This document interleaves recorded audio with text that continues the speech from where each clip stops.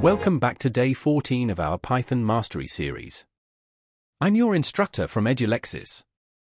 Today, we aren't just learning code, we are building a classic, the number guessing game. By the end of this video, you'll have a game that asks for a difficulty level and challenges the user to find a secret number between 1 and 100. Let's see it in action. First, we need randomness. Python has a built-in module for this. Let's start our script by typing import random. This gives us the randint function we'll need. Good code is readable. Instead of magic numbers, let's define constants at the top. Easy level turns equals 10 and hard level turns equals 5. Note the uppercase naming convention. Let's build our first function, check answer. It will take the user's guess, the actual answer, and the current turns remaining as inputs. Inside the function, we use if-elif-else. If the guess is greater than the answer, we return too high. If lower, too low. If they match, the user wins. Next, how do we decide how many lives the player gets? Let's create a set difficulty function that asks for easy or hard and returns our constants. Now, we wrap everything in a main game function.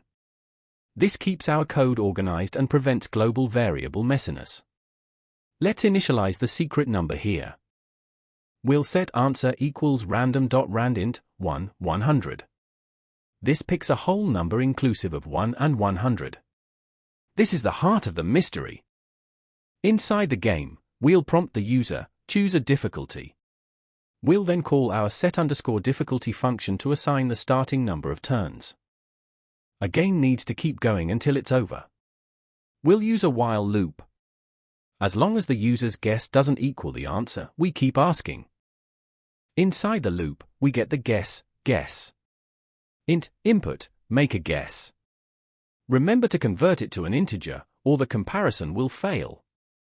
Every time the user guesses wrong, they lose a turn.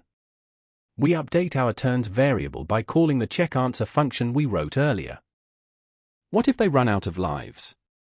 We need an if statement. If turns equals 0, the game ends, and we reveal the answer.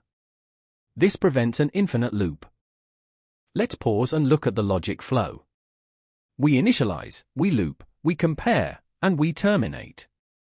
Visualizing this helps you debug complex programs later. Notice how using functions made our code cleaner? If we want to change the number of easy turns, we only change it in one place at the top. This is a pro-developer habit. A common error here is a type error comparing a string input to an integer answer. Always verify your data types when working with user inputs. Let's add some personality. Use print statements like you have X attempts remaining at the start of every loop so the player feels the pressure. Let's read through the entire script from top to bottom. Scroll through code slowly. Import, constants, functions, main game loop. Clean and efficient. Want to make it a real app?